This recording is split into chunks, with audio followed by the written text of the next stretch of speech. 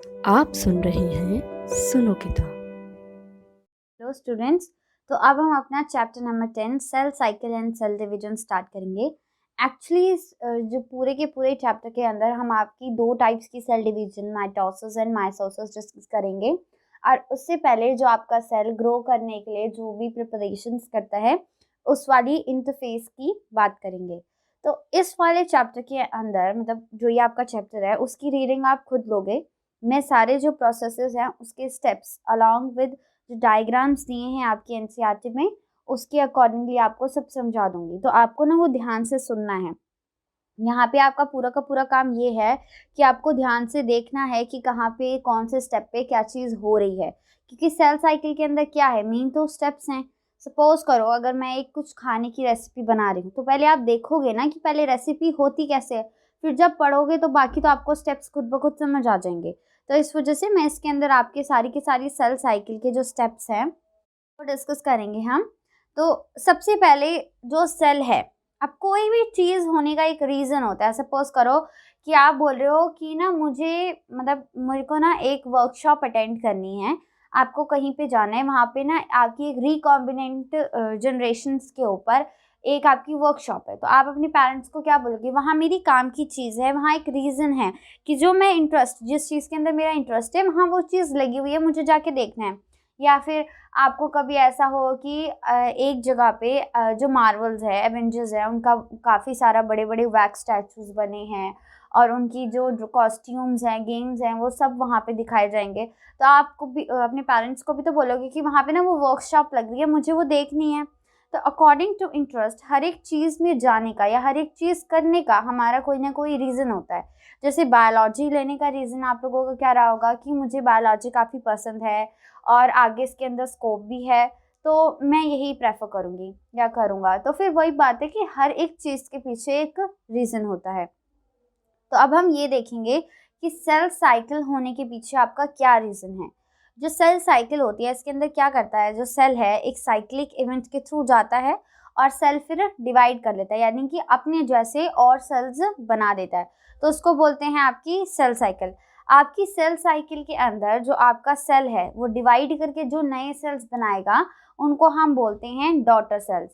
और अगर थोड़ा और मतलब एक कन्वीनियंट सी लैंग्वेज में बोले तो जो सेल प्रोड्यूस कर रहा है उसको बोलेंगे पैरेंटल सेल, और जो बने हैं उनको बोलेंगे या तो डॉटर सेल्स या फिर प्रोजनी। प्रोजनी भी आपकी क्या होती है, फ्यूचर जनरेशन या न्यू जनरेशन के लिए यूज़ करते हैं। बात करते हैं कि आपकी जो ये सेल साइकिल हो रही है और फिर जो सेल डिवीजन हो रही है उसके अंदर आपकी कौन कौन से फेजेस इंक्लूडेड हैं। जैसे कि हम आपसे लेके चलते हैं।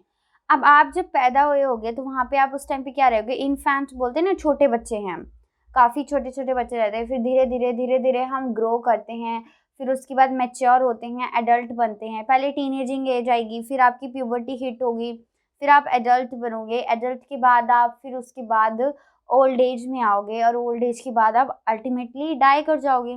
तो ये आपके क्या हैं, फेजेस है ना लाइफ के, कि पहले बच्चा, फिर टीनेजर, फिर प्यूबर्टी हिट हुई, फिर एडल्ट, उसके बाद ओल्ड एज। तो सेम टू सेम हमारे सेल्स भी हैं जो एक डिफरेंट डिफरेंट फेजेस से होके जाते हैं और उसके बाद वो डिवाइड करते हैं। तो आपकी जो सेल साइकिल है वो अगर बोला जाए तो सबसे पहले दो फेजेस में डिवाइडेड है, एक होता है इंटरफेस और एक होता है एम फेज।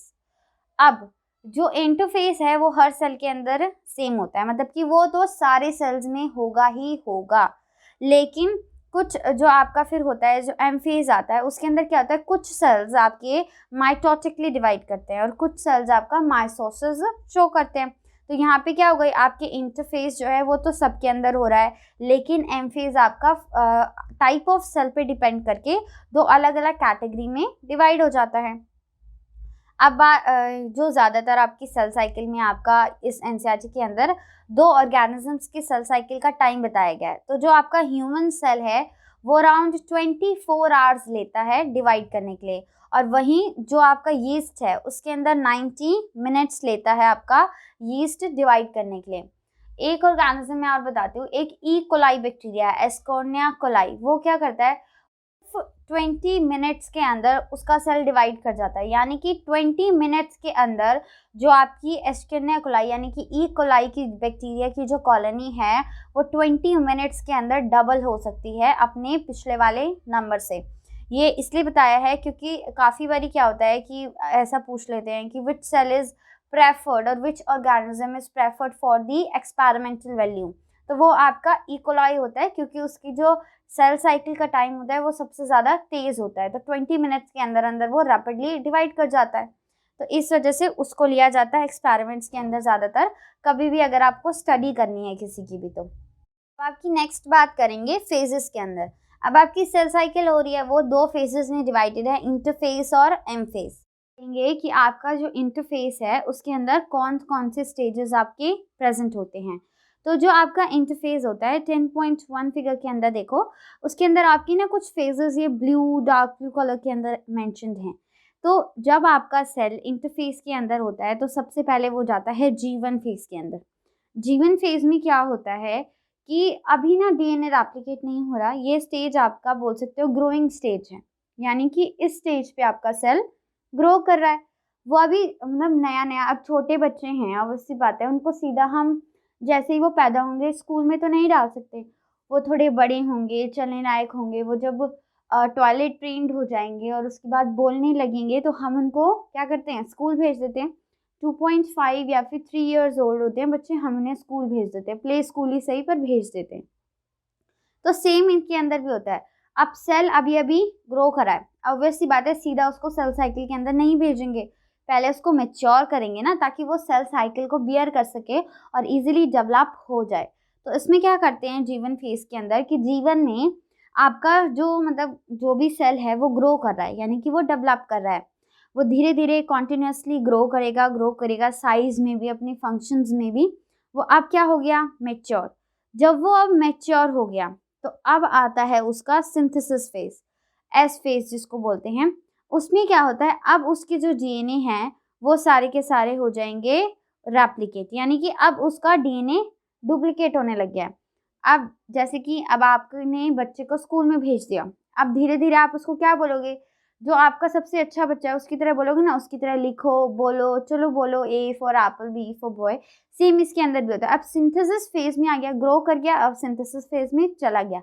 अब जो डीएनए है यानी कि उसके अंदर का जेनेटिक मटेरियल पढ़ा था ना सेल स्ट्रक्चर के अंदर कि हमारा जो न्यूक्लियस था उसके अंदर एक आपके क्रोमोसोम्स और क्रोमेटिन का स्ट्रक्चर बताया था। तो अभी आपका क्रोमेटिन का स्ट्रक्चर प्रेजेंट होता है और वो धीरे धीरे क्या स्टार्ट कर देता है रेप्लिकेशन। वो आपका क्रोमेटिन कॉपी हो रहा है, जैसे फोटो कॉपी करवाते हैं हम एक पेज की, वैसे ही उसकी क्या हो रही है रेप्लिकेशन। तो इसमें क्या होगा, आप किसी चीज़ को अगर आपके पास 1 पेज है, आपने उसकी फोटो कॉपी कराई एक और, तो आपके पास कितने पेज हो गए 2। तो सेम इनके अंदर भी होता है, आपने डीएनए की मतलब उस जो भी आपका डीएनए है उसकी कॉपी बनाई, तो अब कितने डीएनए हो गए 2। तो इसका मतलब डीएनए का नंबर सेल के अंदर इंक्रीज हो गया। फिर आते हैं G2 फेज पे। G2 फेज क्या होता है, अब उसने ना डीएनए रेप्लिकेट कर लिया, सेल अच्छे से ग्रो हो गया। अब जब सेल साइकिल के अंदर जा रहा है, अगर जैसे कि आपको बच्चे को स्कूल में भेजना है, आपने अब वही बात है, अब आप उसको अच्छे से PP1 में भेजो, अब वो लिखना सीखेगा तो उसको क्या चाहिए, पेंसिल, नोटबुक, रबर, इरेजर सब चाहिए ना, ज्योमेट्री बॉक्स।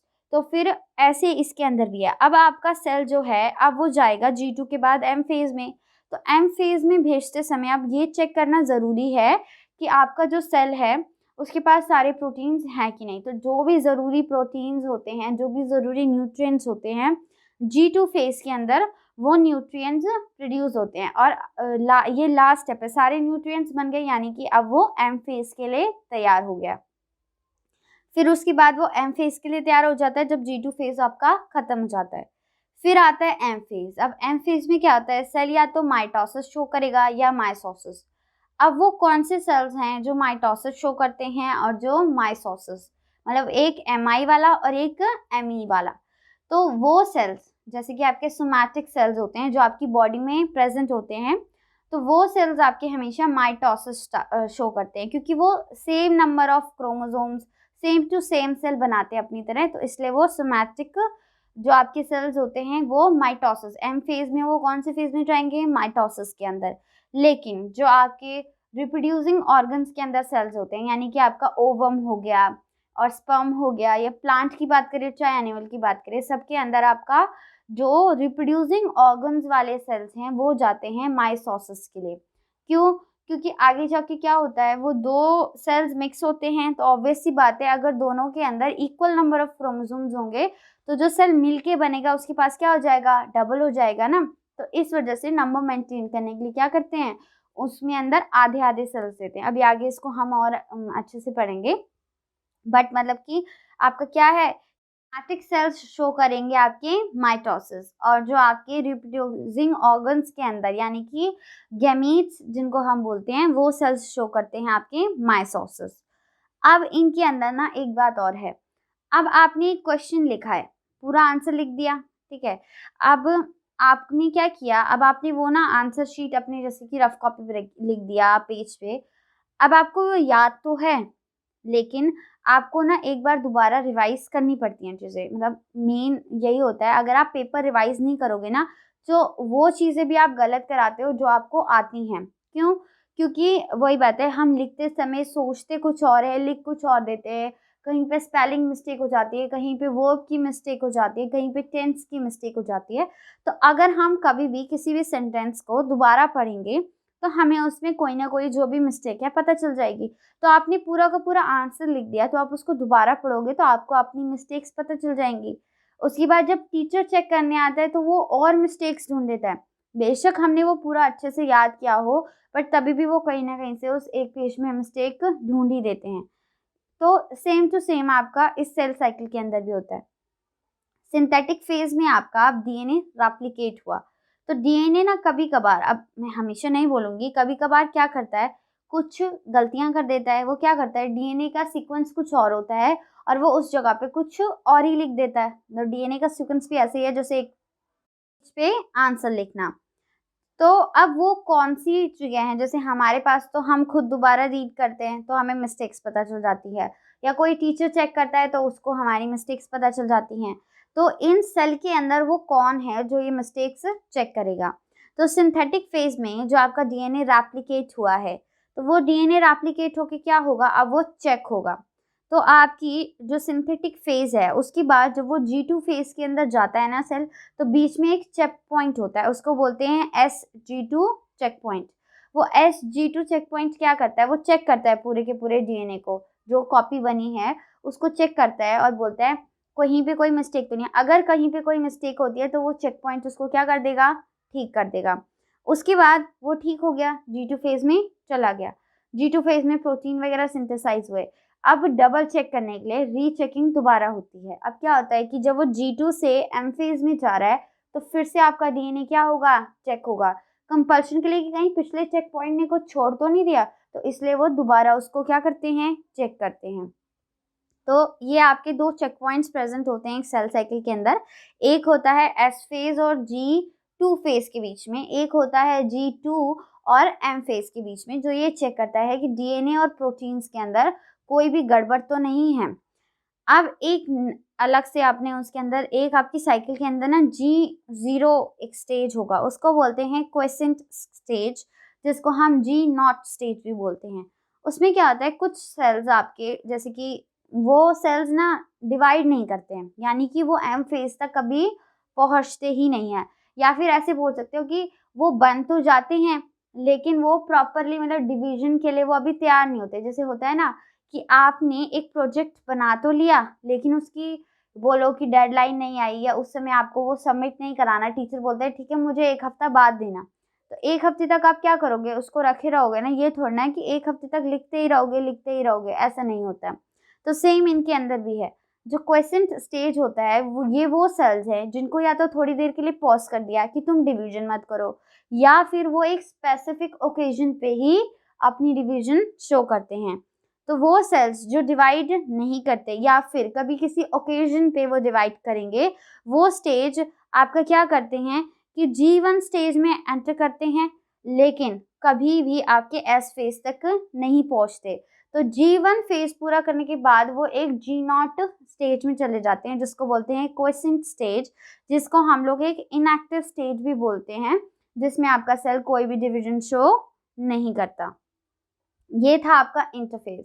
अब इसके अंदर जो आपकी ये साइकिल है 10.1 के अंदर, उसको ध्यान से देखोगे ना तो आपको सारे के सारे स्टेप्स इजीली पता भी चल जाएंगे। तो आपको ये यहाँ तक करना है। नेक्स्ट अब आते हैं माइटोसिस के अंदर। अब वही बात है, एम फेज के अंदर पहुंच गया है तो वो क्या शो करेगा, या तो माइटोसिस शो करेगा या फिर माइसोसिस, यानी कि अब हम लोग वो सेल्स पढ़ेंगे जो सबसे ज्यादा डिवीजन होती है, माइटोसिस। आपकी बॉडी के अंदर रिप्रोडक्शन ऑर्गन तो एक ही है, लेकिन सोमैटिक बॉडी आपकी कितनी बड़ी है, खुद ही देख लो। आपका जो रिप्रोड्यूसिंग ऑर्गन है वो छोटा है, लेकिन बॉडी काफी बड़ी है। तो मैक्सिमम सेल्स जो हैं ऑर्गेनिजम्स के अंदर माइटोसिस ही शो करते हैं, क्योंकि वो सारे क्या हैं, सोमैटिक सेल्स हैं। अब वो बात अलग होती है कि जब आप लोग मतलब एक हायर लेवल पे जब स्टडी करोगे तो इवन उनके अंदर भी दिखेगा आपकी काफ़ी सारी। अब क्लास 12th के अंदर इवन इंट्रोडक्शन भी है उसका। हम ना लैब्स के अंदर भी प्लांट्स प्रोड्यूस करते हैं, तो काफ़ी बारी ऐसा होता है कि हम लोग ना सोमैटिक सेल्स को ही माइटोसिस साइकिल के अंदर दे देते हैं, और उसके बाद वो क्या करते हैं, वो ही गैमीट्स बना के फिर नया प्लांट ग्रो करवा देते हैं। तो उनके अंदर क्या होता है कि उनके अंदर हम लोगों ने आर्टिफिशियली उनको एक ऐसी सिचुएशन दी कि वो लोग माइटोसिस शो करते हैं। उसके अंदर हम काफ़ी सारे हार्मोन्स और न्यूट्रिएंट्स उनको प्रोवाइड करवाते हैं। तो ये चीज़ आपकी आर्टिफिशियल है। नेचुरली कभी भी ऐसा नहीं होता कि सोमैटिक सेल माइटोसिस शो करे। हमेशा आपके सोमैटिक सेल्स नेचुरली माइटोसिस ही शो करते हैं, और रिप्रोड्यूसिंग ऑर्गन्स के जो सेल्स होते हैं वही आपकी क्या शो करते हैं, माइटोसिस। अब आते हैं माइटोसिस के अंदर। तो आपकी माइटोसिस है, इसको हम दूसरा नाम जो बोलते हैं वो बोलते हैं इक्वेशनल डिवीजन। इसका रीज़न ये है कि जब भी जो भी आपका मतलब डॉटर सेल इनसे प्रोड्यूस होगा, अब कभी भी मैं आपको ना दोबारा दोबारा नहीं बताऊंगी। अब आपका यहाँ पे कभी भी मैं बोल रही हूँ डॉटर सेल, तो इसका मतलब ये है कि जो आपका सेल है उसने अब न्यू सेल्स बनाए हैं, तो उनका नेम मैं क्या बोल रही हूँ, डॉटर सेल्स। और जो सेल बना रहा है उनको बोलूंगी मैं पेरेंटल सेल। अब यहाँ पे से ये नॉमेनक्लेचर याद रखना है, क्योंकि मैं बार बार नहीं बताने वाली आपको। तो जो आपके पेरेंटल सेल हैं और डॉटर सेल्स हैं, माइटोसिस के ना अंदर वो दोनों के दोनों same to same ditto copy बनते हैं, मतलब कि क्लोन बनते हैं एक दूसरे के, डुप्लीकेट्स। तो इस वजह से जो माइटोसिस है इसको हम इक्वेशनल डिवीजन भी बोलते हैं। बाकी जो इक्वेशनल डिवीजन यानी कि जो माइटोसिस है, इसके अंदर आपका जो क्रोमोसोम्स का नंबर है, जो मेन फीचर है आपका, क्योंकि वो आगे जाके आपकी माइटोसिस और माइटोसिस के अंदर डिफरेंस भी बनेगा। माइटोसिस के अंदर ना आपका जो पेरेंट के अंदर क्रोमोसोम का नंबर है वही सेम नंबर आपके डॉटर सेल्स के अंदर रहेगा, या फिर प्रोजेनी सेल्स के अंदर भी same number of chromosomes present होते हैं माइटोसिस के अंदर। अब आपकी माइटोसिस भी 4 फेजेस में डिवाइडेड है। पहला प्रोफेज, मेटाफेज, एनाफेज और टीलोफेज। जो सबसे पहला फेज है वो है प्रोफेज, मेटाफेज उसके बाद आता है, फिर एनाफेज और फिर टीलोफेज। ये 4 फेजेस हैं। अब यहाँ पे आपके लिए सबसे बढ़िया बात ये है कि ये चारों फेजेस आपके माइटोसिस में भी सेम होते हैं, बस उनके अंदर थोड़ा बहुत चेंज आता है, ज़्यादा डिफरेंस नहीं आता। तो इनकी सेल साइकिल्स ही बोल सकते हो। आपने एक सेल साइकिल याद कर ली तो थोड़े बहुत चेंजेस से आप दूसरी साइकिल भी बहुत अच्छे से याद कर सकते हो। तो माइटोसिस के अंदर क्या होता है, प्रोफेज पे। अब प्रोफेज आपका पहला स्टेज है, तो वही बात है, इसके अंदर भी क्या होगी, तैयारी होगी। अब आपका सेल प्रोफेज के अंदर आपके डिवीजन के लिए तैयार होता है। अब तो डिवीजन तो हो रही है, तो प्रोफेज में वो तैयारी होती है, वो चीजें होती हैं जिनसे आगे डिवीजन प्रोसीड होगी। स्टेज के अंदर आपका क्या होता है, जो प्रोफेज है सीधा, मतलब जैसे ही G2 के बाद आपका G2 खत्म होता है, सीधा सेल किस में आ जाता है, प्रोफेज में आ जाता है, सोमैटिक सेल्स के अंदर। तो इनके अंदर क्या होता है कि आपका जो सबसे पहले हमने एक स्ट्रक्चर पढ़ा था न्यूक्लियस का, तो उसके अंदर हमने पढ़ा था एक आपका क्या प्रेजेंट था, क्रोमेटिन। और उसके बाद हमने बोला भी था कि वो एक कंडेंस स्ट्रक्चर में क्रोमोसोम बना लेता है। तो इनके अंदर भी सेम होता है कि आपकी कंडेंसेशन इनिशिएट हो जाती है और क्रोमोसोम्स बनने लग जाते हैं। क्रोमोसोम के बनने के साथ साथ मतलब साइमल्टेनियसली साथ के साथ क्या होता है कि जो आपका सेंट्रियोल्स हैं, पढ़े थे माइक्रोफिलामेंट्स थे जिनका स्ट्रक्चर सेम टू सेम आपकी सीलिया और फ्लैजिला के जैसा था, बस वही। वो जो आपके सिलेंड्रिकल परपेंडिकुलर सिलेंडर्स थे ना, वो आपके हर सेल में 2 प्रेजेंट होते हैं। तो इनके अंदर क्या होता है कि वो सेंट्रियोल्स दोनों के दोनों आपके अपोजिट डायरेक्शन में चले जाते हैं। मतलब कि एक आपका अगर ऊपर अप मतलब अप साइड जाएगा तो दूसरा आपका डाउन साइड जाएगा, यानी कि वो कहाँ चले गए, अपोजिट डायरेक्शंस में। उसके बाद जब प्रोफेज मतलब बिल्कुल एंडिंग पे आ जाता है, तो प्रोफेज खत्म होने तक आपकी nuclear membrane, endoplasmic reticulum, Golgi complexes या जितनी भी ऑर्गेनेलीज आपके सेल के अंदर प्रेजेंट होती है ना, सबकी सब डिसॉल्व हो जाती है। यानी कि सिर्फ क्या बच जाता है, एक प्रोटोप्लाज्म, जिसमें protoplasm is equals to cytoplasm plus nucleoplasm. तो मतलब न्यूक्लियस के अंदर का फ्लूइड और साइटोप्लाज्म दोनों मिक्स करके एक प्रोटोप्लाज्म बना लेते हैं, और सेल के अंदर सिर्फ आपका क्या बचता है, एक cell membrane, chromosomes, centrioles opposite direction में, और बीच में प्रोटोप्लाज्म। फिर एंटर करता है आपका सेल मेटाफेज में। मेटाफेज में क्या होता है कि अब आपका जो भी मतलब न्यूक्लियर मेम्ब्रेन के थोड़े बहुत फ्रेगमेंट्स होता है ना, कि अगर आप कभी भी ऐसा करो कि आपने ना कुछ कांच तोड़ा है, तो आपने पहले क्या किया, मोटे मोटे पीसेस उठा लिए। तो छोटे छोटे पीसेस उठाने के लिए क्या करोगे, झाड़ू यूज करोगे, और डस्टर मतलब बोलते हैं ना, डस्टबिन का वो एक ऐसा फोल्ड होता है, उसके अंदर उठा के बच्चे खुशी आपके छोटे छोटे पीस भी उसके अंदर आ जाते हैं, मतलब परमानेंटली वो अब मतलब हाँ, वर्च से साफ हो गया। तो मेटाफेज के अंदर यही होता है सबसे पहले, कि जो छोटे छोटे टुकड़े फ्रेगमेंट्स बच जाते हैं उन मेम्ब्रेनस स्ट्रक्चर्स के, यानी कि आपके ऑर्गेनेलीज के, वो बचे कुछ अभी आपका क्या हो जाएगा, डिसअपियर, यानी कि उसके अंदर घुल जाएगा। उसके घुलने के बाद जो आपका क्रोमोसोम मटेरियल है कंडेंस हुआ है, अब वो अलग से, अभी तो मतलब उन्होंने थोड़ा बहुत ऐसी गुच्छा बनाया था, अब वो बिल्कुल उसको टाइट एक गुच्छा बना देते हैं, क्रोमोसोमल मटेरियल कॉम्पैक्ट बिल्कुल एक अलग से एक स्ट्रक्चर बना लेता है, एक्स शेप्ड स्ट्रक्चर बन जाता है वो। अब आपका क्या है कि वो जो आपने क्रोमोसोम बनाया है, उसके अंदर ना आपने देखा होगा हमने क्या किया था, एक ऐसे ऊपर से वी और नीचे से वी बनाया था। तो इसके अंदर क्या होता है कि वो एक साइड का और दूसरा दूसरी साइड का।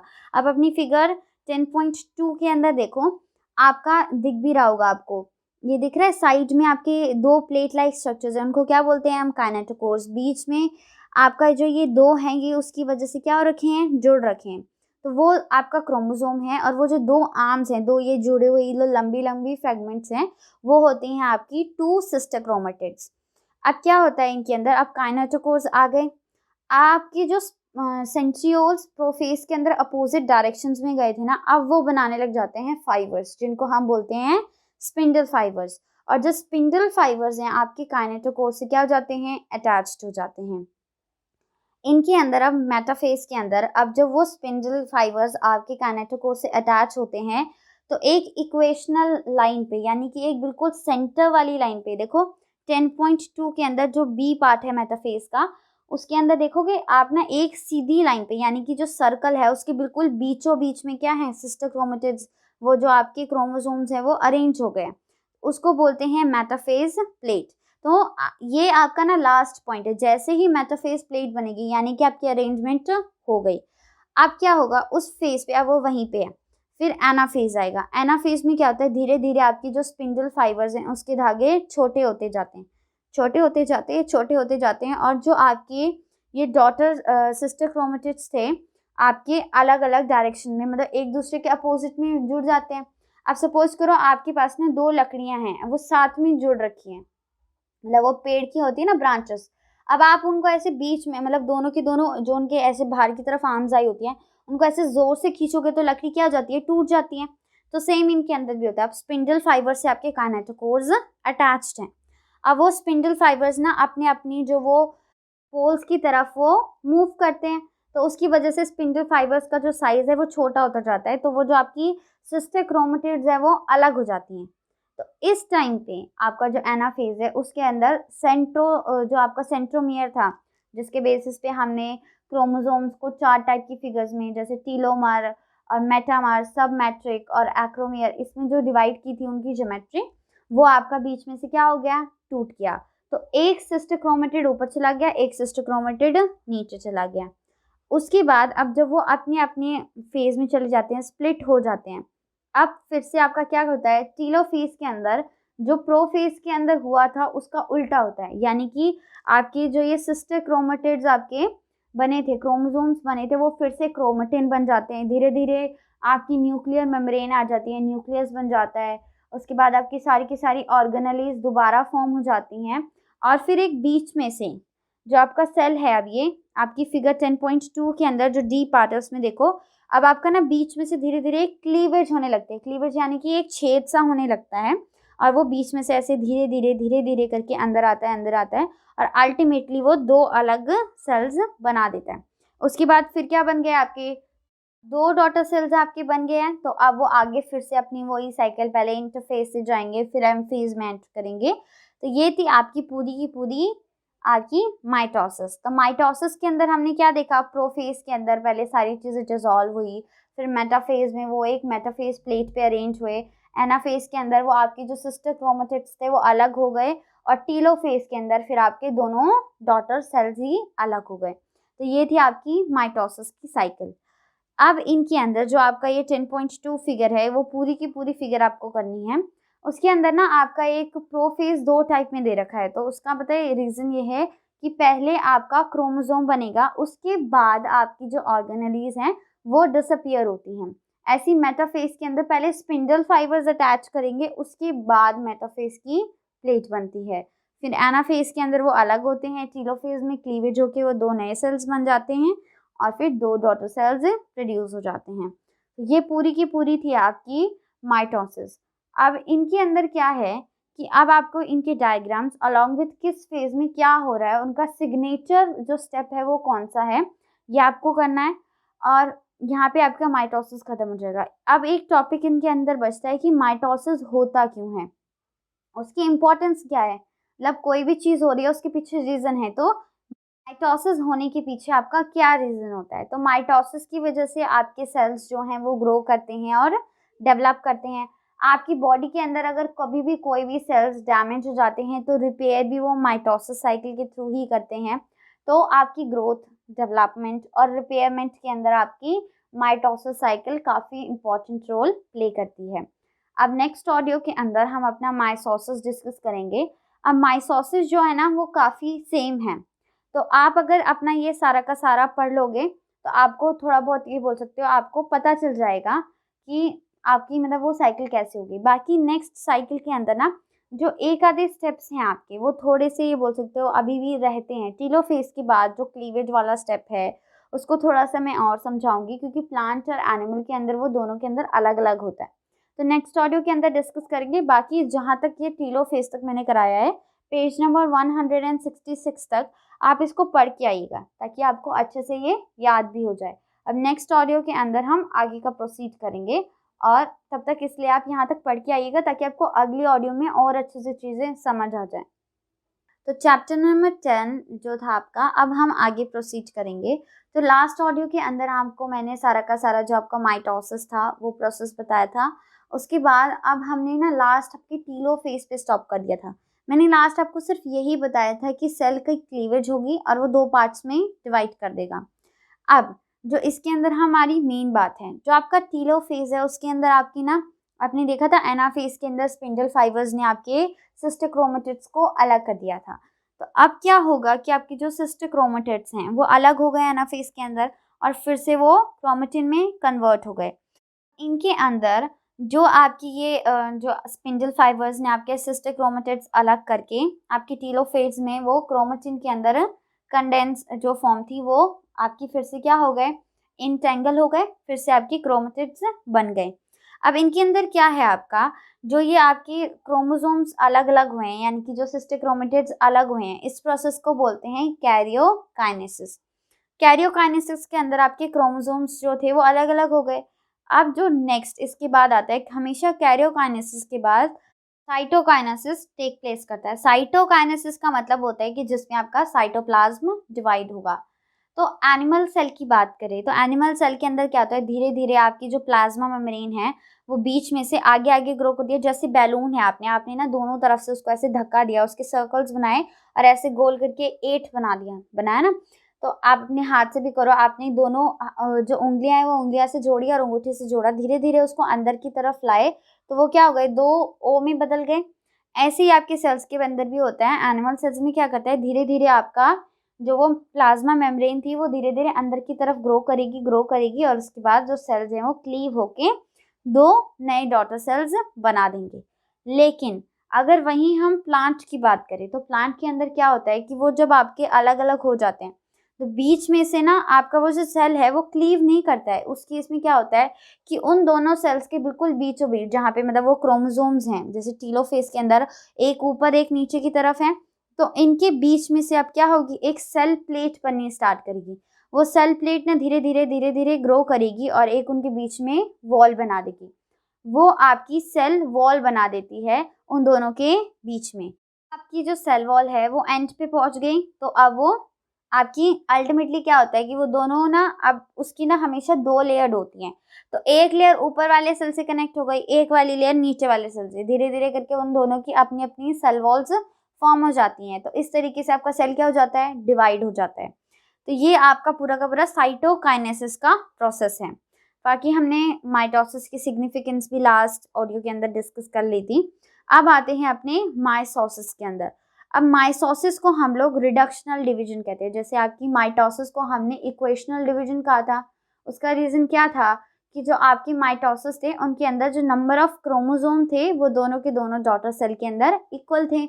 लेकिन माइटोसिस के अंदर क्या होता है कि जो आपकी डॉटर सेल्स बनेंगे उनके अंदर जो क्रोमोसोम नंबर है वो पैरेंटल सेल से हमेशा आधा होता है।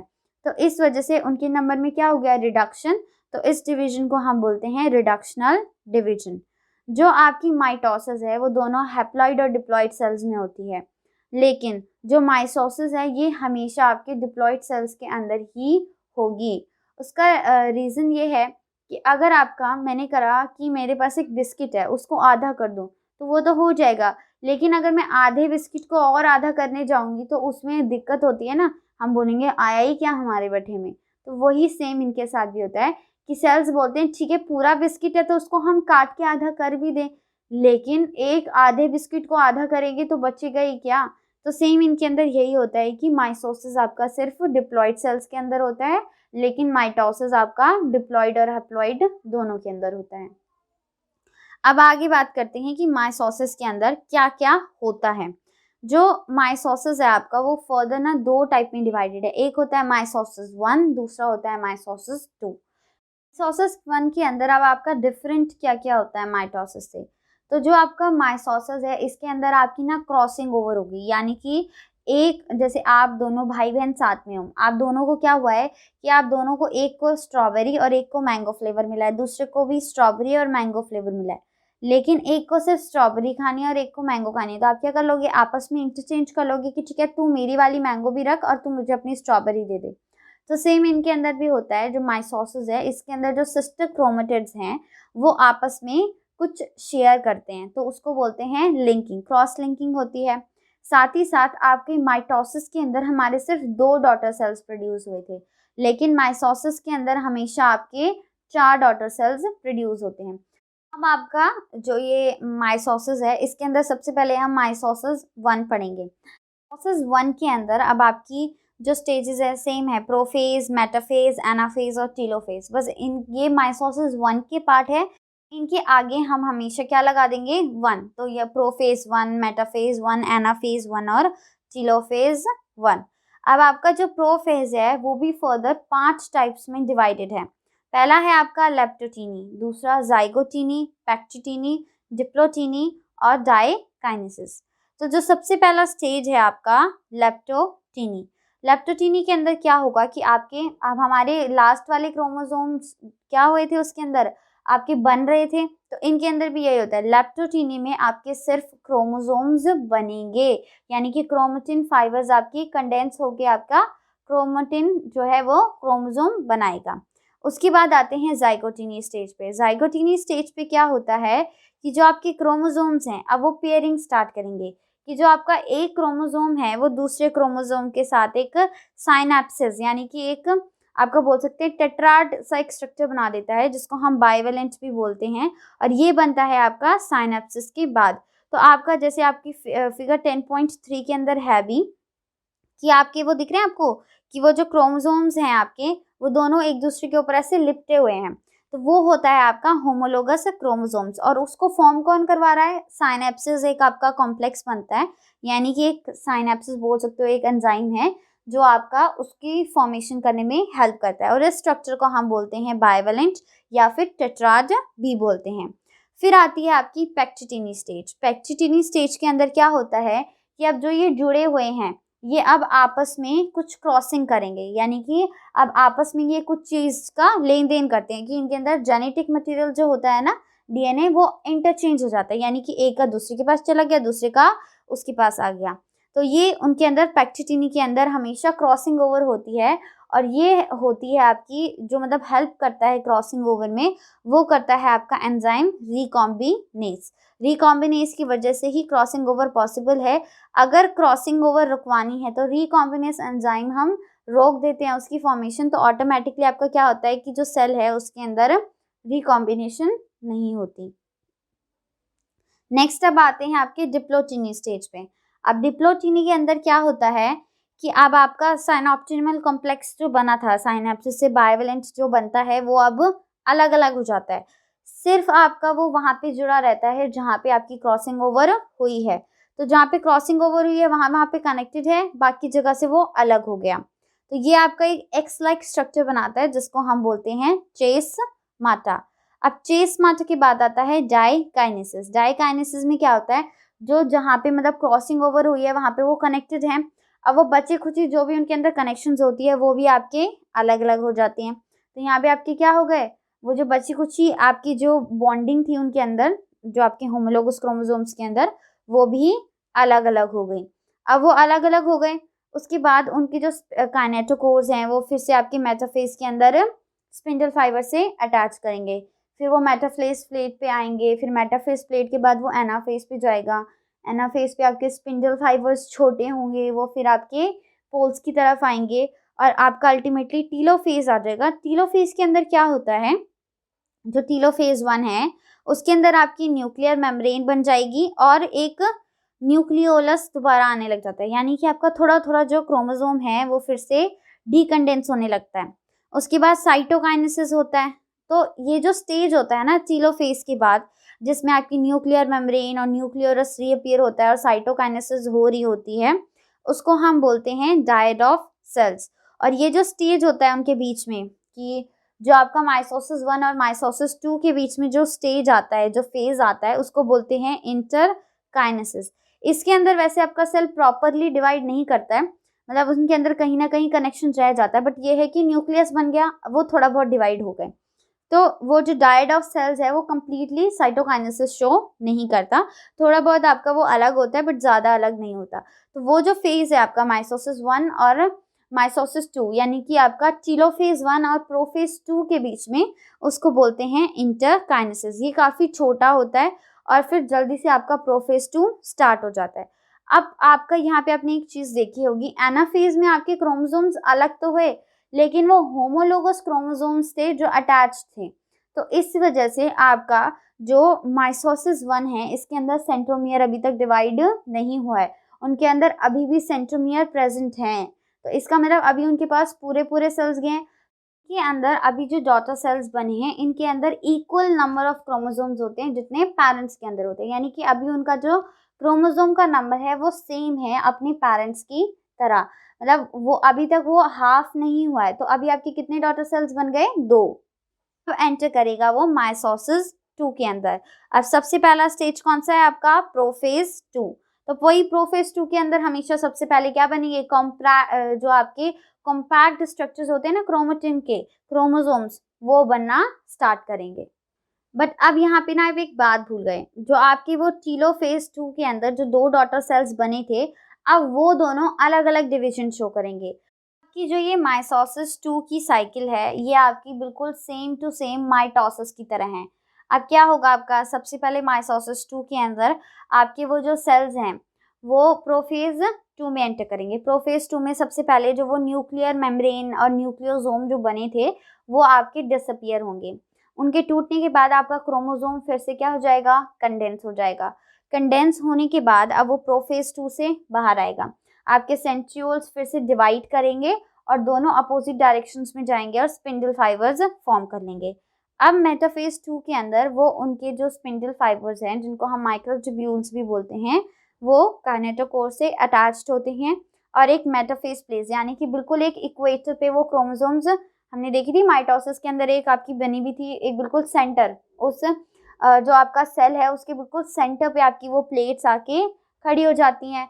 तो वहाँ पे अब वो लग गई तो वो मेटाफेज प्लेट बन गई। अब फिर एनाफेज 2 आएगा। एनाफेज 2 के अंदर क्या होगा, आपके वो स्पिंडल फाइबर्स फिर से धीरे-धीरे अपनी लेंथ डिक्रीज़ कर देंगे।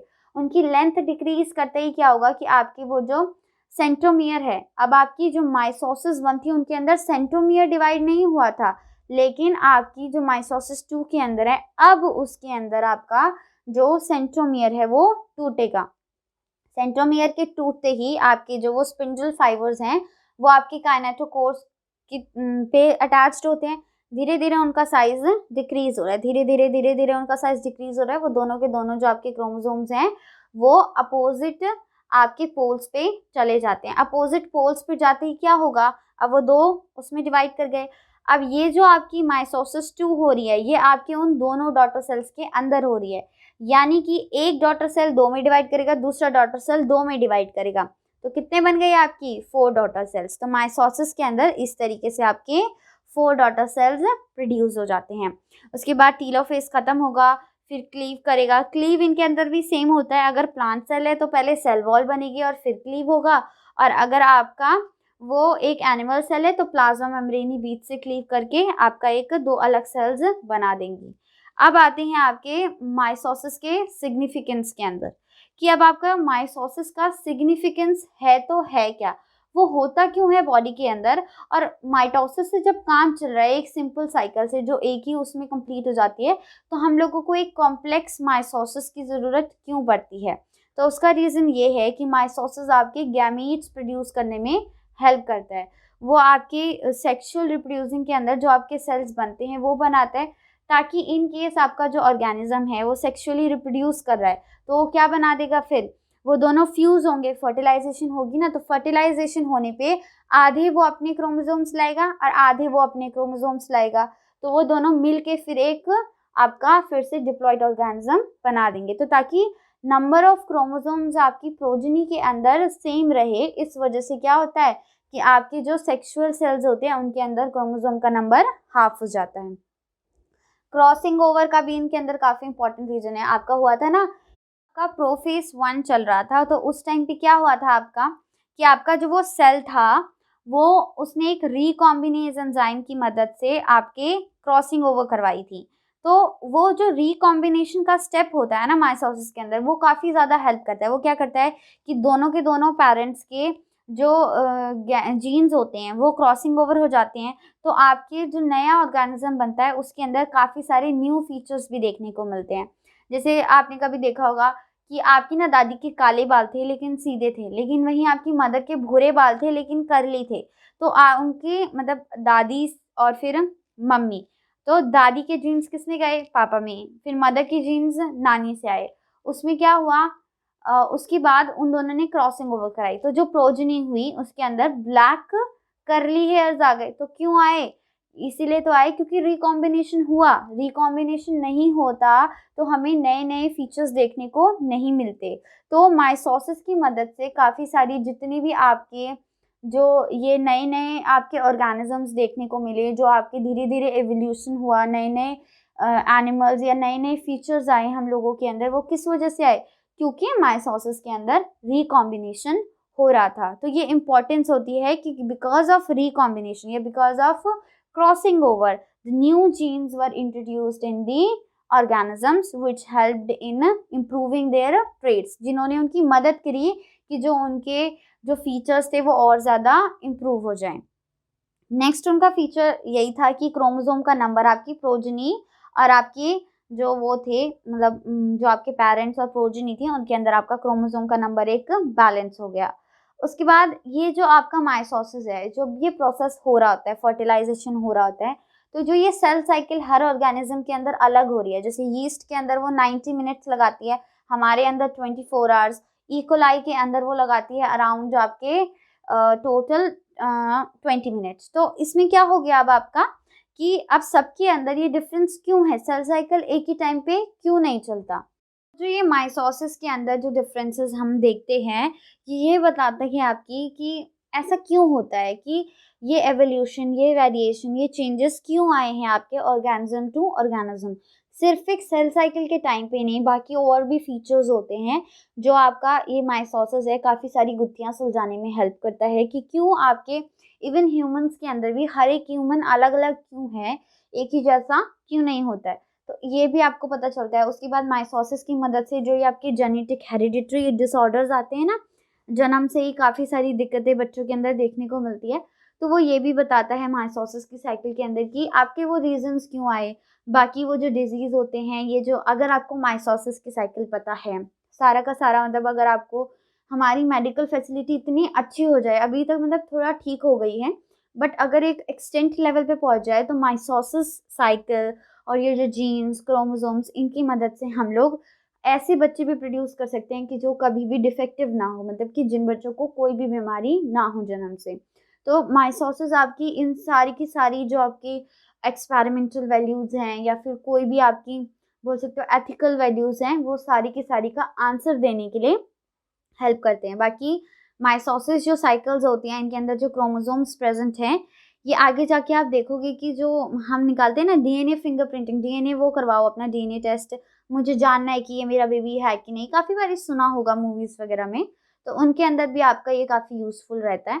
तो इनके बहुत सारे ऐसे बोल सकते हैं वो एक्सपेरिमेंटल जो होते हैं एनालिसिस के अंदर, इनके काफ़ी सारे यूज़ेज़ देखने को मिलते हैं, तो इस वज़ह से। लास्ट चीज़ आपकी रहती है इसके अंदर डिस्कस करने के लिए, वो है आपकी कि माइटोसिस और माइटोसिस के अंदर क्या डिफरेंस होता है।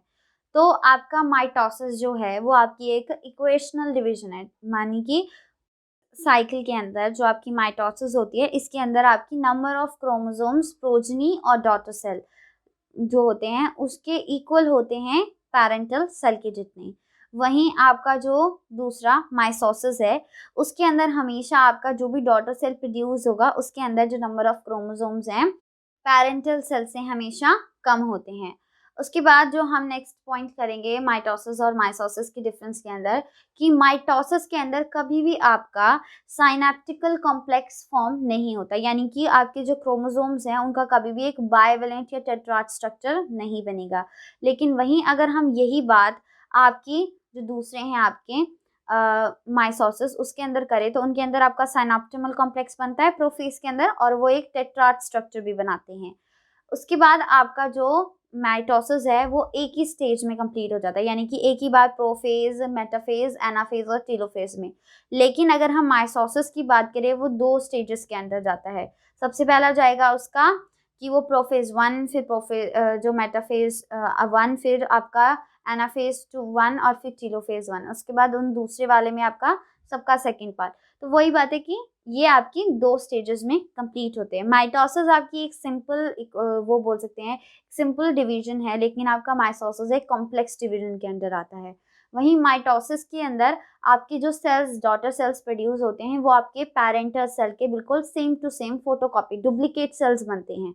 लेकिन माइटोसिस के अंदर जो आपके डॉटर सेल्स बनेंगे, वो हमेशा क्या होते हैं, आपके पैरेंटल सेल से अलग होते हैं। क्रॉसिंग ओवर की वजह से उनके अंदर क्या आ जाते हैं, चेंजेस आ जाते हैं। माइटोसिस के अंदर 2 सेल्स बनते हैं, लेकिन माइटोसिस के अंदर आपके 4 सेल्स बनते हैं। अब आते हैं नेक्स्ट डिफरेंस जो आता है आपका, एक ना डिफरेंस काफ़ी बार पूछा गया है कि मेटाफेज 1 और मेटाफेज 2 के अंदर आपका क्या डिफरेंस है। तो मेटाफेज 1 जो आपका माइटोसिस 1 का पार्ट है, उसके अंदर अगर आपने देखा होगा कि जब वो आपका इक्वेशनल प्लेट पे, मतलब कि वो आपकी एक मेटाफेज प्लेट पे जब वो अरेंज होते हैं आपके क्रोमोसोम्स, उनके अंदर जो काइनेटोकोर्स जिनसे आपके स्पिंडल फाइबर कनेक्टेड होते हैं, तो उसके अंदर अब आपके क्या होते हैं, उसके अंदर आपके 2 क्रोमोसोम्स के स्ट्रक्चर्स प्रेजेंट होते हैं और वो दोनों साथ में से इकट्ठे जुड़े होते हैं।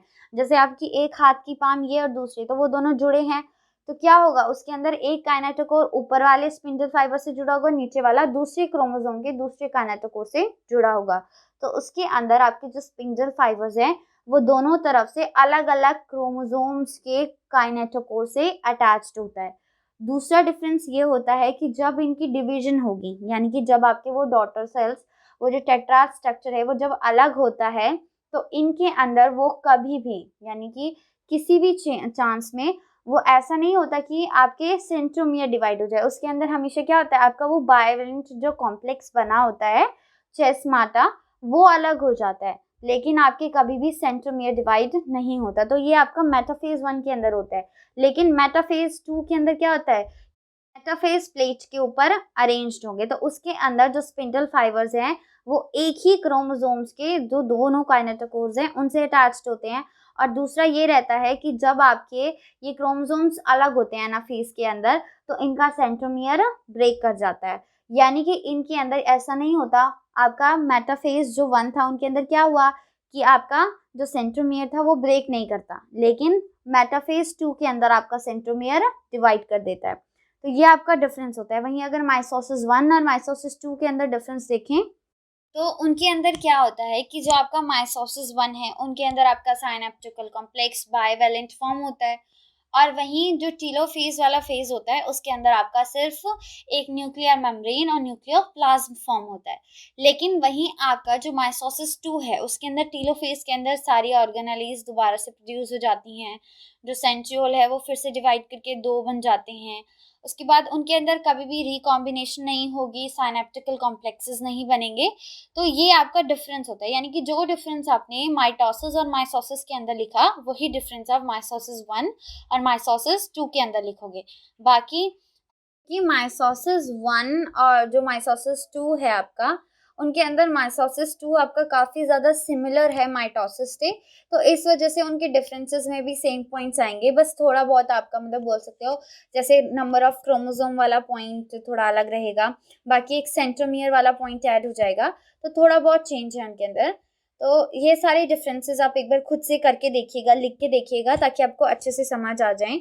उसके बाद इनके अंदर जो हमने माइटोसिस, माइटोसिस और जो इंटरफेस पढ़े हैं उनके डायग्राम्स एक बार अच्छे से कर लीजिएगा, जो भी आपके एनसीईआरटी के अंदर अवेलेबल हैं, क्योंकि वो आपसे ज़्यादातर पूछे जाते हैं। बाकी नेक्स्ट ऑडियो के अंदर हम आपका जो क्वेश्चन आंसर्स है वो डिस्कस करेंगे। तो हम जब क्वेश्चन आंसर्स डिस्कस करेंगे तो आप एक बारी अगर आपको जैसे सारा का सारा जो मैंने पढ़ाया है वो अच्छे से आ जाएगा, तो आपको क्वेश्चन आंसर सॉल्व करने में थोड़ा आसानी हो जाएगी, क्योंकि क्वेश्चंस आपके वही हैं, कुछ ज़्यादा अलग डिफरेंट टाइप के क्वेश्चंस इस चैप्टर से नहीं आते। इस चैप्टर से ना सिर्फ वो एक बोल सकते हो एक पिन प्रिकिंग क्वेश्चंस पूछते हैं, जैसे कि बताओ मेटाफेज के अंदर उसका सिग्निफिकेंट कैरेक्टरिस्टिक क्या है, तो उसके अंदर क्या है कि वो एक मेटाफेज प्लेटफॉर्म करते हैं। वहीं अगर वो पूछते हैं कि आपकी जो प्रोफेज 1 है माइटोसिस 1 के अंदर वो कितने टाइप्स में डिवाइडेड है, तो 5 टाइप में डिवाइडेड हैं, कौन कौन से में है, क्यों डिवाइडेड है, उनके अंदर क्या डिफरेंस है, तो इस टाइप के क्वेश्चंस पूछे जाते हैं। बाकी काफ़ी बारी अगर जैसे इसी चैप्टर से आपका सिर्फ एक यूनिट टेस्ट आ रहा है या टीचर टेस्ट ले रहा है, तो उसके अंदर वो तो आपसे पूरी की पूरी साइकिल ही लिखवाएंगे, क्योंकि अगर पूरी साइकिल आती है विद डायग्राम तो इसका मतलब कोई कंफ्यूजन नहीं है, आप इजीली उसको कर लेंगे। तो ये सारा जो सिस्टम है आपको ये अच्छे से करके आना है। नेक्स्ट ऑडियो में उसके क्वेश्चन आंसर्स डिस्कस करेंगे, तो तब तक आप प्लीज़ अपना चैप्टर पूरा का पूरा पढ़ के आइएगा। तो अब हम करेंगे अपने chapter number 10 cell cycle and cell division के अंदर के क्वेश्चन आंसर्स। तो हमने लास्ट ऑडियोज में अपनी इंटरफेज और एम फेज और उसके बाद आपकी माइटोसिस और माइटोसिस डिस्कस किए थे। अब हम उनके क्वेश्चन आंसर्स डिस्कस करेंगे। क्वेश्चन आंसर्स इतने कुछ ज़्यादा अलग नहीं है, बस वही है कि इनके अंदर आपका क्या डिफरेंस है कि वो जो एक एक लाइन के जो क्वेश्चंस होते हैं ना, कि मीन्स एक पिन प्रिकिंग क्वेश्चंस होते हैं ये, यानी कि वो ये चेक करते हैं कि ये चैप्टर आपने कितने ध्यान से पढ़ा। तो अगर आपने अभी तक अपना चैप्टर कम्प्लीटली पढ़ लिया होगा तो आपको इन सारे क्वेश्चंस के आंसर्स आते होंगे। इवन आप उसको बहुत अच्छे से, अगर ये क्वेश्चंस आपके 3 मार्क में भी आए ना, तो आप उनके अंदर भी इनको अराउंड जो बोल सकते हैं 100 वर्ड्स के अंदर लिख सकते हैं। तो अब अपना क्वेश्चन नंबर 1 से स्टार्ट करते हैं। क्वेश्चन नंबर 1 है, what is the average cell cycle span of a mammalian cell. Mammalian यानी कि ह्यूमन सेल, तो कितना था सेल साइकिल का span? 24 hours. Next question number 2, distinguish cytokinesis and karyokinesis. Cytokinesis के अंदर क्या हुआ था, आपका जो साइटोप्लाज्म था उसके डिवीजन को हम बोलते हैं साइटोकाइनेसिस। और कैरियोकाइनेसिस क्या होता है आपका, जब आपका न्यूक्लियस का जो डिवीजन होता है उसको हम बोलते हैं कैरियोकाइनेसिस। उसके बाद साइटोकाइनेसिस आपका हमेशा कैरियोकाइनेसिस के बाद होता है। नेक्स्ट है आपका क्वेश्चन नंबर 3, जो बोलता है describe the events taking place during interface. वो इवेंट्स बताओ जो इंटरफेस के ड्यूरिंग हो रहे हैं। तो सबसे पहला था आपका G1 फेज। अब इसके अंदर आपको साइकिल के साथ साथ आपको इनके जो मतलब जो फेजेस हैं उनको डिस्क्राइब भी करना है। तो G1 फेज में आप लिखोगे कि सेल आपका अभी मैच्योर होता है, एक्टिवली ग्रो करता है और एक मैच्योरिंग ग्रोथ अचीव करता है, डेवलप हो जाता है। उसके बाद आपका आता है एस फेज, सिंथेटिक फेज, जिसके अंदर आपका जो डीएनए है वो रेप्लिकेट करेगा, यानी कि जो आपके डीएनए की क्रोमेटिन के स्ट्रैंड्स होते हैं वो अपने कॉपी, फोटोकॉपी, बिल्कुल same to same duplicate copies बनाता है। अब सिंथेटिक फेज से जब वो आपका G2 फेज में एंटर करती है सेल, तो बीच में होता है एक चेक पॉइंट जो ये चेक करता है कि कहीं डीएनए रेप्लिकेशन के अंदर कोई गड़बड़ तो नहीं हुई है। तो उसके अंदर जो आपका G2 फेज में जाने से पहले वो उस चेक पॉइंट पे सारा का सारा जो डीएनए रेप्लिकेटेड है उसको चेक करेगा। अगर उसके अंदर कोई एरर है तो उसको ठीक कर देगा। उसके बाद आता है हमारा G2 फेज। G2 फेज में हम क्या करते हैं, अब हमारा जो भी डीएनए रेप्लिकेट हो गया, सेल डेवलप हो गया, अब हम उसके अंदर प्रोटीन्स बनाएंगे। वो प्रोटीन्स जो उनकी हेल्प करता है ताकि वो सेल इजीली आपका माइटोटिक फेज में जो जो प्रोटीन्स उसको चाहिए डिवीजन के लिए, वो प्रोटीन्स वो प्रोड्यूस कर देगा ताकि सेल को कोई दिक्कत ना हो एम फेज के अंदर और वो सीधा उसको स्टार्ट कर दे। तो ऑटोमेटिकली क्या हो जाएगा, आपका G2 फेज स्टार्ट हो जाएगा। लेकिन G2 से जब वो एम फेज में गया तो उस टाइम पे उसके बीच में क्या आता है, एक फिर से एक चेक पॉइंट आता है जो सारे के सारे प्रोटीन्स और फिर से आपका डीएनए जो बना है उसको दोबारा से आपका चेक करेगा कि ताकि अगर कोई भी इन केस कोई भी दिक्कत है तो वो पता लगा सके कि क्या दिक्कत है और उसको ठीक कर सके। उसके बाद आपका एम फेज में साइकिल चली जाती है और वो आपकी किस में आ जाती है, डिवीजन के अंदर। तो इंटरफेज आपका G2 के बाद खत्म हो जाता है। नेक्स्ट आते हैं व्हाट इज G0, यानी कि quiescent phase of cell cycle. हमने पढ़ा था कुछ सेल्स ऐसे होते हैं कि वो डिवीजन ही नहीं करते, या तो वो कभी भी मतलब अपनी पूरी लाइफ टाइम के अंदर कभी भी डिवीजन शो नहीं करते, या फिर डिवाइड तभी करेंगे जब उनको कोई काम होगा, जब उनका मतलब कोई ओकेजन होगा, कोई इवेंट होगा, उसी के ड्यूरिंग वो डिवीजन शो करते हैं। तो क्विसेंट फेज के अंदर जो सेल होता है वो इनएक्टिव सेल स्टेज होता है। G1 फेज के बाद आपका सेल इस फेज में चला जाता है जिसके अंदर वो डिवीजन शो नहीं करता किसी भी टाइप की, ना माइटोसिस ना माइसोसिस, उसको बोलते हैं क्विसेंट फेज।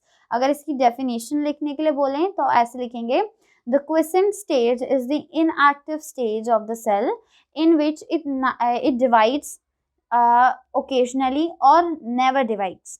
तो उन सेल्स को हम क्या बोलेंगे, क्विसेंट फेज सेल्स, या फिर उस फेज साइकिल सेल साइकिल के फेज को क्विसेंट फेज सेल साइकिल। अब आते हैं अपने क्वेश्चन नंबर 5 के ऊपर।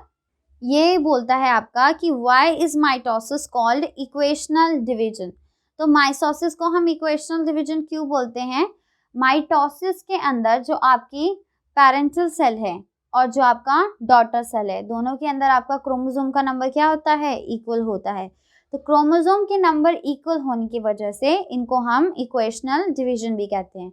इस आंसर को आप ऐसे लिखोगे, the mitosis is the division in which the cell produces the daughter cells having the equal number of chromosomes as the parental cell.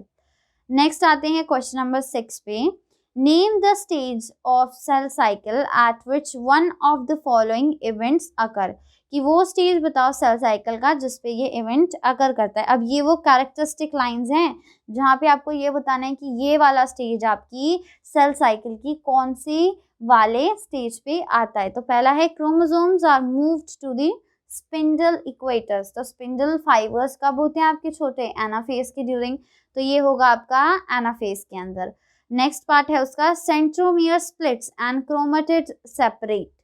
तो सेंट्रोमियर स्प्लिट अगर हम माइटोसिस की बात करें तो ये होगा एनाफेज के अंदर ही, और अगर क्रोमेटिड्स सेपरेट मतलब अगर माइसोसिस 2 की बात करें तो वो भी एनाफेज 2 के अंदर होता है क्योंकि एनाफेज 1 के अंदर ये नहीं होता। नेक्स्ट है pairing between homologous chromosomes takes place. तो ये है प्रोफेज 1 के अंदर, जिसमें आके होमोलोगस क्रोमोसोम्स जो हैं वो आपके क्या बना देते हैं, बाइवेलेंट बोलते हैं, या फिर टेट्राड स्ट्रक्चर फॉर्म कर लेते हैं साइनेप्सिस की वजह से। साइनेप्टिमल कॉम्प्लेक्स होता है वो आपका।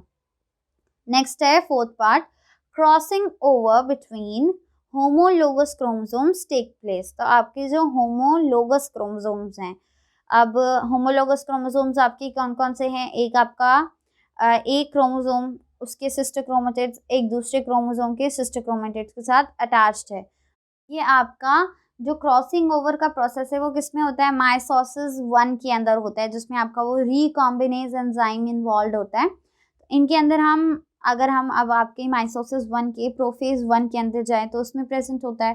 तो प्रोफेज 1 के अंदर भी अगर डिफ्रेंशिएट करने पे अगर सपोज करो कि उसने और डिटेलिंग पूछी है, तो लेप्टोटीनी में क्या होता है, आपके क्रोमोसोम्स कॉम्पैक्ट बनते हैं और न्यूक्लियर मेम्ब्रेन डिसॉल्व होती है। जाइगोटीनी के अंदर आपका जो साइनेप्सिस है वो फॉर्म होता है।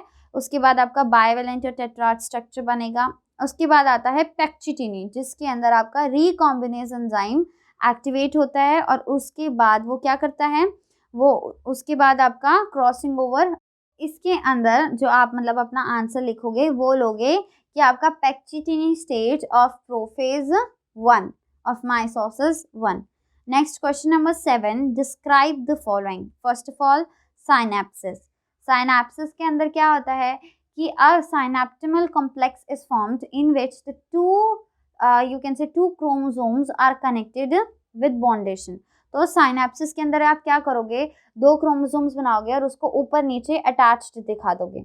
उसके बाद दूसरा आपका बाइवेलेंट। तो साइनेप्टिमल कॉम्प्लेक्स की वजह से जो आपका एक अटैच स्ट्रक्चर बनता है, तो आपका हमने पढ़ा था एक आपका जब आपका डिप्लोटीनी स्टेज आता है तो उसके अंदर जहाँ पे क्रॉसिंग ओवर नहीं होती तो वहाँ पे से वो डिटैच हो जाते हैं आपके होमोलोगस क्रोमोसोम्स, लेकिन जहाँ पे क्रॉसिंग ओवर हुई है वहाँ पे वो हमेशा क्या रहते हैं, अटैच्ड रहते हैं।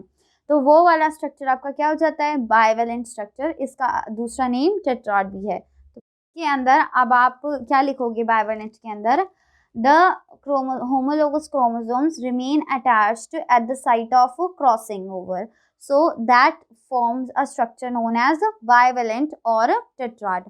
उसमें जो आपका प्रोफेज 1 के अंदर जो आपका डायग्राम दिया ही हुआ है तो वो वाला chromosome same to same structure बनेगा।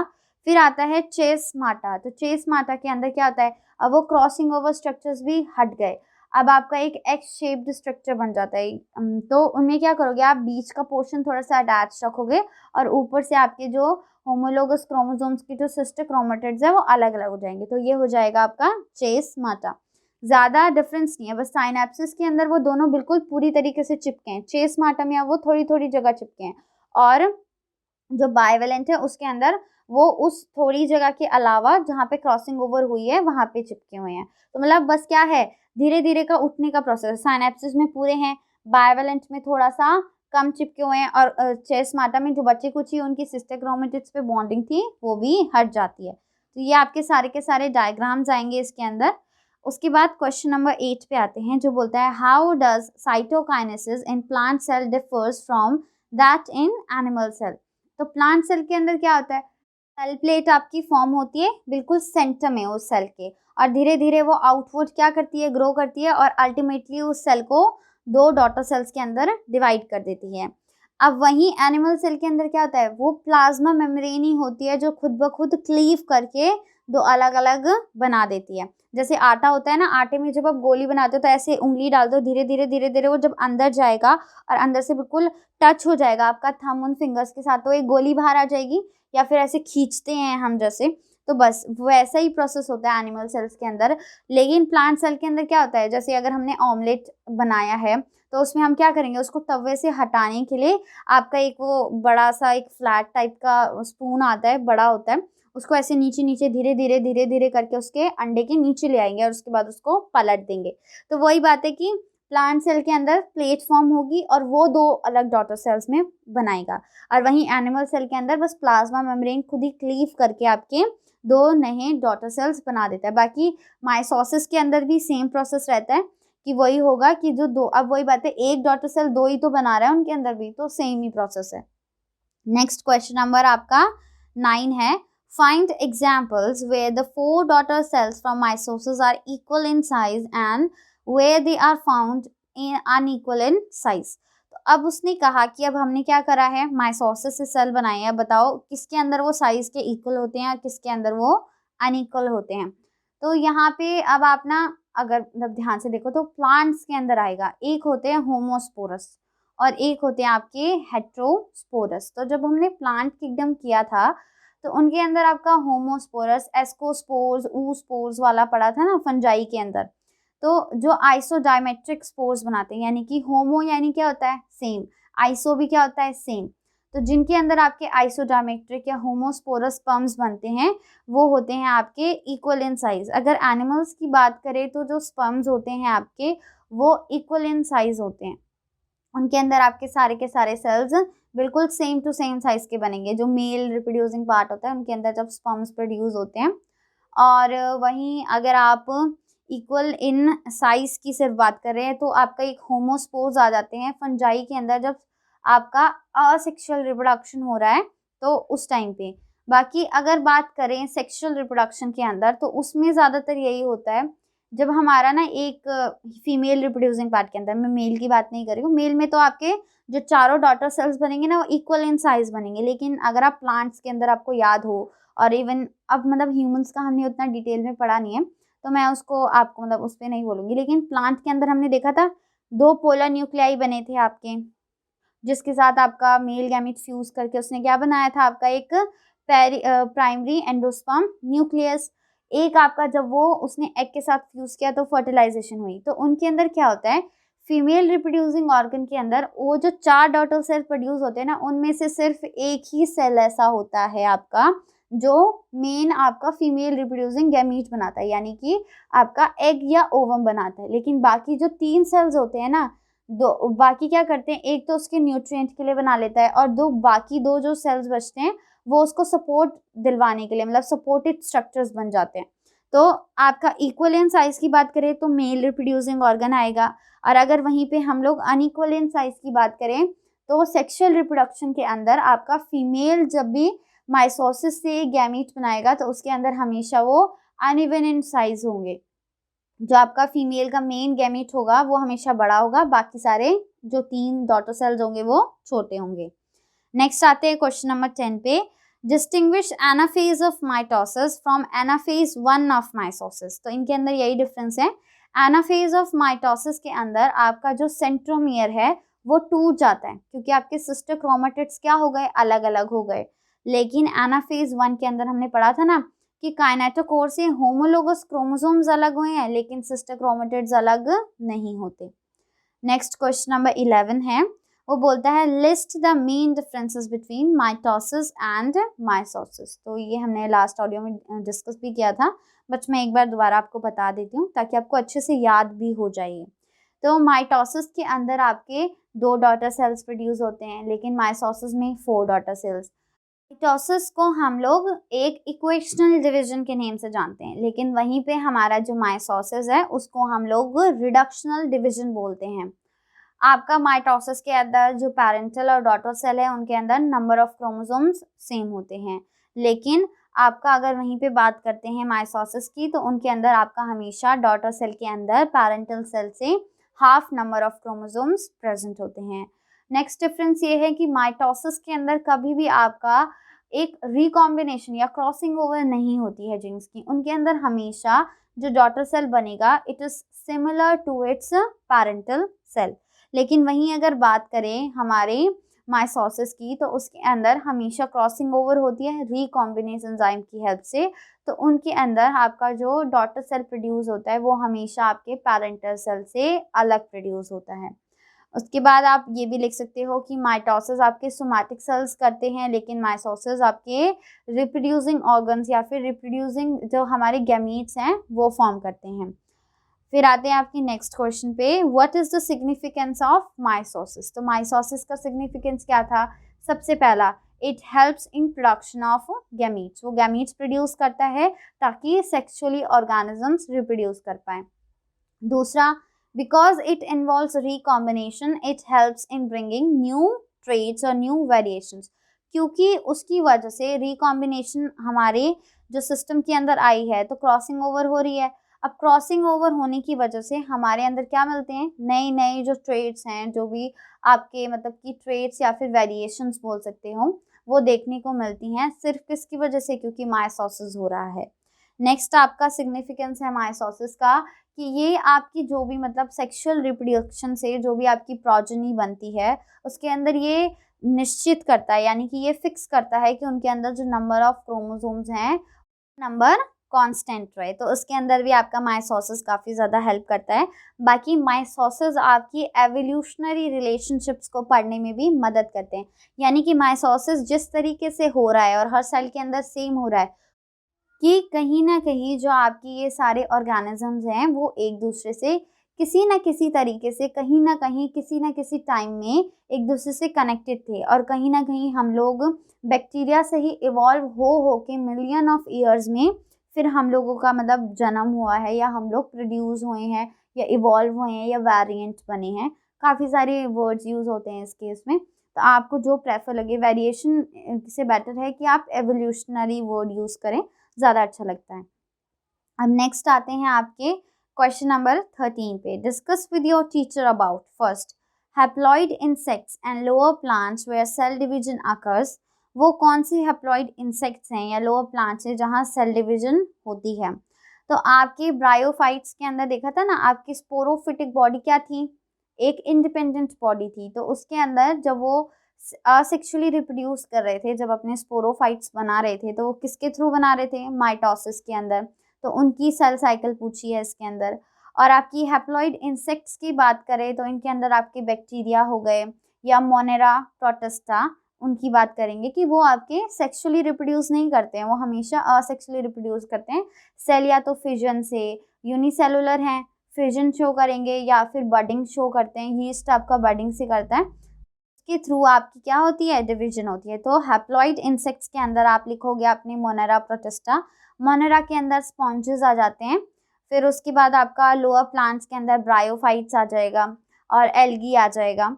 नेक्स्ट आते हैं अपने सेकंड पार्ट पे कि some haploid cells in higher plants where cell division does not occur. वो कौन सी हैप्लॉइड सेल्स हैं हायर प्लांट्स के अंदर जहाँ पे सेल डिवीजन कभी भी अकर नहीं करती? अब यहाँ पे वो ये पूछ रहा है कि वो सेल कौन से हैं जहाँ पे हमें क्वेसेंट स्टेज देखने को मिलती है। तो उसने सिर्फ हायर प्लांट्स के अंदर पूछा है।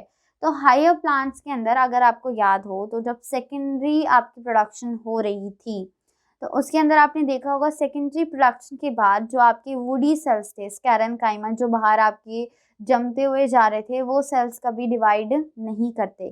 तो इनका एग्जाम्पल वही है, the sclerenchymatous cell present on the outer wood of the plant or you can say of the trees are in the quiescent stage. They do not divide. क्यों नहीं divide करते? हमने पढ़ा था उनके पास न्यूक्लियस नहीं था और उसके बाद उनके पास साइटोप्लाज्म भी कम कॉन्सेंट्रेशन में प्रेजेंट था। तो इस वजह से आपके वो क्या हो जाते हैं, वो कभी भी डिवाइड नहीं करते, वो बस वहीं रहते हैं और धीरे धीरे वो जमते रहते हैं और अल्टीमेटली आपकी एक मोटी सी वुड बना लेते हैं। नेक्स्ट है आपका question number 14। Can there be mitosis without DNA replication in S phase? क्या माइटोसिस हो सकती है without replication of DNA in S phase? Synthetic phase का काम क्या होता है कि वो क्या करेगा, वो जो आपका सेल है उसकी DNA के मटेरियल को दोबारा से रेप्लिकेट करवाएगा। लेकिन व्हाट इफ कि वो रेप्लिकेट ही ना हो, तो इस केस में आपके एक डॉटर सेल के पास तो होगा ही नहीं और दूसरी डॉटर के सेल के पास होगा। तो इस केसेस में क्या होगा, अगर वो रेप्लिकेशन शो नहीं करता तो वो आपका बोल सकते हो क्रोमोसोम कंडेंस भी हो जाएगा। बाय चांस अगर सेल डिवाइड भी कर दे तो आपका वो कैसा सेल बनता है? हैप्लॉइड सेल बनेगा ना, डिप्लॉइड थोड़ी बनेगा। अगर अगर यही बात हम हैप्लॉइड के अंदर करें कि एक सेल है जिसके पास ऑलरेडी नंबर ही कम है और फिर वो अपनी रेप्लिकेशन भी नहीं कर रहा है, तो इसका मतलब कि वो वाला सेल तो डिवाइड ही नहीं करेगा, वो वाला सेल आपका सस्टेन ही नहीं हो पाएगा, वो अल्टीमेटली डाई कर जाएगा। डाई ऐसे नहीं होगा कि वो सीधा बनेगा और मर जाएगा, उसका ये होता है डाई कैसे करेगा, अब क्रोमोसोम नंबर पूरे नहीं है, कुछ फंक्शंस वो नहीं कर पाएगा। तो वही बात है, अगर आप खाना खा ही ना पाओ और आप डॉक्टर के पास जाके भी आप मतलब ग्लूकोज या फिर उसके लिए कुछ इलाज ना करवाओ तो अल्टीमेटली भूख की वजह से आप मर जाओगे। तो ऐसे ही इनके अंदर भी होता है कि अगर आपका कुछ डीएनए कम है उनके अंदर तो अल्टीमेटली उसकी डेथ हो जाएगी। और वही बात है, अगर हैप्लॉइड सेल बनने लगे तो धीरे धीरे नंबर डिक्रीज हो जाएगा बिना रेप्लिकेशन के। तो ये एक अनस्टेबल सी कंडीशन आ जाएगी जहाँ आपकी प्रोजेनी सर्वाइव ही नहीं कर पाएगी।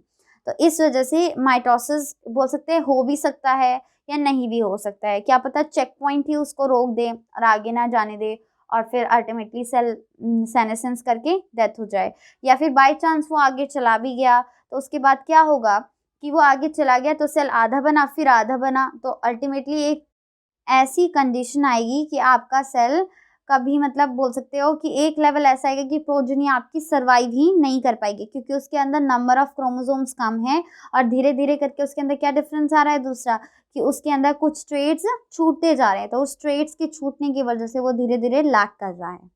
नेक्स्ट है आपका question number 15, can there be DNA replication without cell division? हाँ, ये हो सकता है, डीएनए रेप्लिकेट कर जाए और उसकी सेल डिवाइड ना करे। ऐसा तब होता है कि आपका सेल रेप्लिकेट कर गया पर बाय चांस आपका हार्मोन लेवल चेंज हो गया या कोई भी ऐसी कंडीशन हो गई कि वो सेल वैसी रह गया और उसको आगे उसका वर्क हो नहीं पाया और वो वहीं अटक गया, तो हाँ उस केस में होता है न्यूट्रिएंट इनअवेलेबिलिटी की वजह से कि आपका जो सेल है वो डिवाइड नहीं कर पाता। तो ये नहीं होता कि वो सेल सर्वाइव करेगा, धीरे धीरे ऑब्वियस सी बात है अगर वो एस फेज में चला गया है तो उसका डीएनए अब ज़्यादा बढ़ गया है तो उसकी फूड की जो नीड है वो बढ़ जाएगी, तो धीरे धीरे वो दिक्कत ही प्रोड्यूस करेगा, तो अल्टीमेटली वो खुद ब खुद थोड़े टाइम के बाद उसकी डेथ हो जाएगी, नहीं तो थोड़े टाइम के लिए वो सर्वाइव कर सकता है। काफ़ी सारी जगह देखा भी गया है कि डीएनए रेप्लिकेट करता है लेकिन सेल डिवाइड नहीं करता है, बट हाँ ये है कि वो सेल उन केसेस में ना हम लोग खुद उनको हार्मोनली इंड्यूस करते हैं, मतलब आर्टिफिशियली लैब में, ताकि वो रेप्लिकेट करे, लेकिन जैसे ही उसके फिर सेल की डिवाइड करने की बारी आती है हम उसको स्टॉप कर देते हैं, या तो उसको लिक्विड नाइट्रोजन में स्टोर कर देते हैं ताकि वो बचा रहे, या फिर उसको मतलब कि 4 डिग्री सेल्सियस टेम्परेचर पे डाल देते हैं, या कोई हार्मोन्स उनके अंदर एंटर करवा देते हैं, तो वो एक रोकने की स्टेज होती है। तो ये हो सकता है लेकिन नेचुरली सेल सर्वाइव नहीं कर पाएगा, धीरे खुद ही थोड़े टाइम के बाद उसकी डेथ हो जाएगी, लेकिन हाँ आर्टिफिशियली मीन से हम डिफरेंट मेथड्स को यूज़ करके उसको स्टोर कर सकते हैं। अब next question number 16, analyse the events during every stage of cell cycle and notice how the following 2 parameters change. उसने कहा सारे सेल साइकिल के अंदर नोटिस करो और बताओ कि ये दोनों पैरामीटर्स कैसे चेंज करें, एक नंबर ऑफ क्रोमोसोम पर सेल और अमाउंट ऑफ डीएनए कंटेंट। अगर नंबर ऑफ क्रोमोसोम्स की बात करें तो आपका जीवन फेज में तो सपोज करो अगर 23 पेयर्स ऑफ क्रोमोसोम्स हैं तो आपका एस फेज के अंदर वो 46 हो जाएगा, मतलब कि डबल नंबर हो गया, तो एस फेज में आपका नंबर ऑफ क्रोमोसोम्स इंक्रीज हुआ, डबल हो गया, फिर वो डबल हुआ, फिर G2 फेज में भी वो डबल रहा, फिर M फेज में गया, M फेज में वो M फेज में प्रो फेज में भी डबल रहेगा, मेटा फेज में भी डबल रहेगा, एना फेज में भी डबल रहेगा। रीजन ये है एना फेज में सेल डिवाइड नहीं करा है बीच में से, वो बस अभी अलग अलग हुए हैं। सपोज करो आपके पास एक जार है, उसके अंदर आपके पास एक किटकैट की चॉकलेट और एक डेयरी मिल्क की, तो है तो वो उसी जार के अंदर, बेशक आपने दूर दूर रख दी हो लेकिन है वो एक ही जार के अंदर। लेकिन हाँ उसके बाद जब टीलो फेज आता है तो उस फेज में क्या होता है सेल डिवाइड कर देता है, तो फिर से आपका नंबर हाफ मतलब कि पेरेंट के जितना हो जाता है।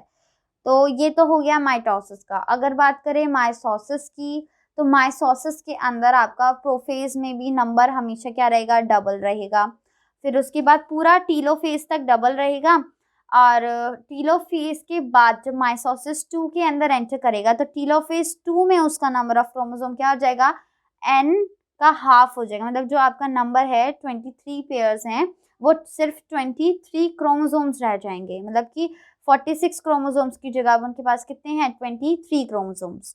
तो नंबर ऑफ क्रोमोसोम्स आपके ट्वाइस नंबर हो जाता है, लेकिन जैसे ही टीलोफेज आता है या तो वो फिर से नॉर्मल अमाउंट हो जाता है या फिर उसका भी आधा। डीएनए कंटेंट की बात करें तो डीएनए कंटेंट आपका ये बोल सकते हो all over the cell cycle mitosis के अंदर डीएनए कंटेंट वही सेम है, नंबर इंक्रीज हुआ है तो उसका कंटेंट भी इंक्रीज हो गया, वहाँ पे आपका नंबर ऑफ क्रोमोसोम कम हुआ, वहाँ पे आपका अल्टीमेटली डीएनए का कंटेंट भी कम हो गया, तो सेम चलेगा, जहाँ पे ट्वाइस है वहाँ पे आप डीएनए के कंटेंट को भी ट्वाइस लिखोगे। तो ये था आपका पूरा का पूरा चैप्टर नंबर 10, यहाँ पे ये कंप्लीट होता है। अब यहाँ तक आप मतलब एक बार दोबारा इसको पढ़ लीजिएगा, क्योंकि ये जो चैप्टर नंबर 10 है ना ये आपको तभी आएगा अच्छे से करना जब आप बार बार उसकी प्रैक्टिस करोगे, क्योंकि वो इम्पॉर्टेंट है उसकी प्रैक्टिस करना। क्योंकि वही बात है, सेल साइकिल इतनी इजीली याद नहीं होती है, जब बार बार प्रैक्टिस करोगे तभी वो आपको बहुत अच्छे से याद हो जाएगी।